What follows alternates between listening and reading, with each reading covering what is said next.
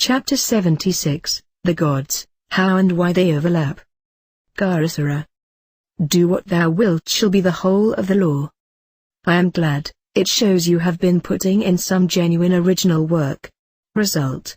You make a very shrewd observation, you have noticed the curious fashion in which gods seem to overlap. It is not the same, you point out, with angels.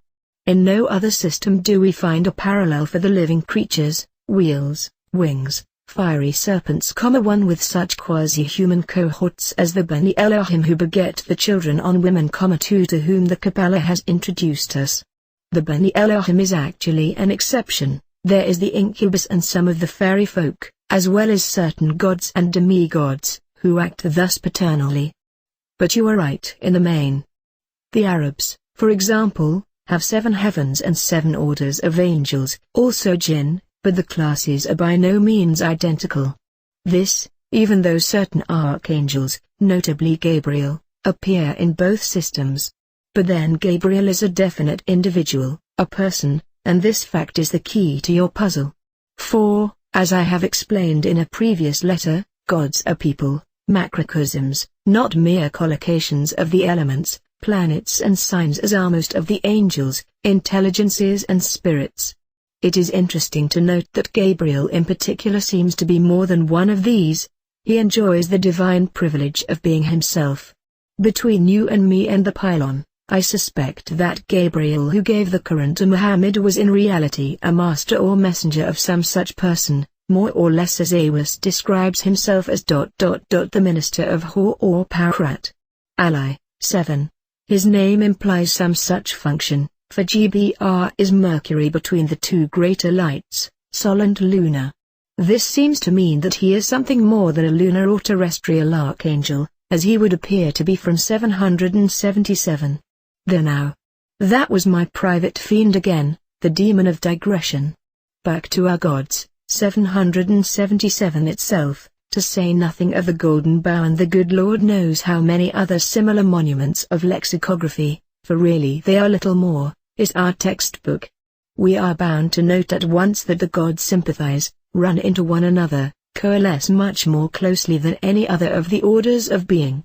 There is not really much in common between a jackal and a beetle, or between a wolf and an owl, although they are grouped under Pisces or Aries respectively.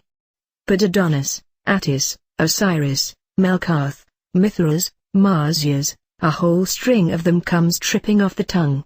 They all have histories, their birth, their life, their death, their subsequent career, all goes naturally with them exactly as if they were, say, a set of warriors, painters, anything superbly human.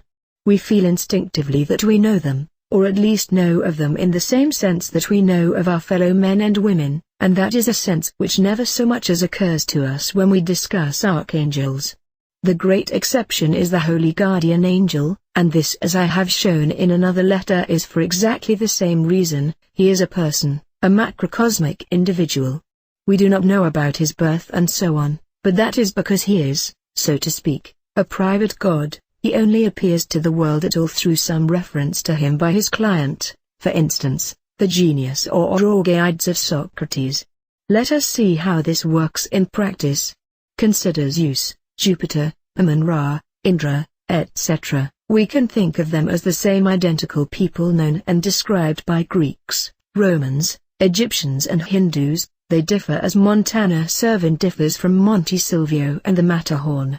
They are bound to appear different, because the mountain does not look the same from Zermatt as it does from Domodossola, or even as seen by a French Swiss and a German Swiss. In the same way read the life of Napoleon written by one of his marshals, by Michelet, a rabid Republican, by Lord Rosebery, by a patriotic Russian, and by a German poet and philosopher. One can hardly believe that the subject of any 2 of these biographies is the same man. But upon certain points the identity is bound to transpire. Even when we read of his crushing and classic defeat at Waterloo by the Belgians, the man is detected. Transferring the analogy to the gods, it is then open to us to suppose that Tahuti, Thoth, Hermes, Mercury, Loki, Hanuman and the rest are identical, and that the diversity of the name and the series of exploits is due merely to the accidents of time and space. But it is at least equally plausible to suggest that these gods are different individuals, although of the identical order of being, characteristics and function. Very much as if one took Drake, Frobisher, Raleigh, Hood, Blake, Rodney and Nelson, as seen through the mists of history, tradition, legend and plain mythopoeia. Add a few names not English, and our position is closely parallel.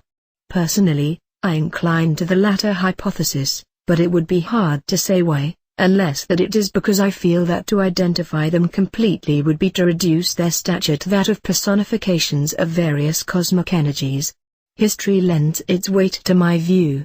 When the philosophic schools, unable to refute the charge of absurdity leveled at the orthodox devotee who believed that Mars actually begot Romulus and Remus on a Vestal Virgin, explained that Mars was no more than the martial instinct, and the Virgin a type of purity, their faith declined, and with it Roman virtue.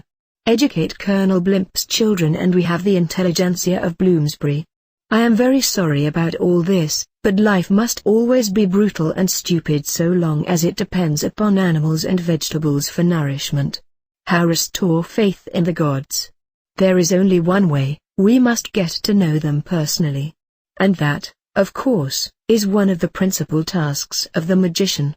One further remark. I have suggested that all these identical gods are in reality distinct persons, but belonging to the same families. Can we follow up this line of thought? Yes, but I will defer it to a subsequent letter. Love is the law, love under will. Yours fraternally, 666.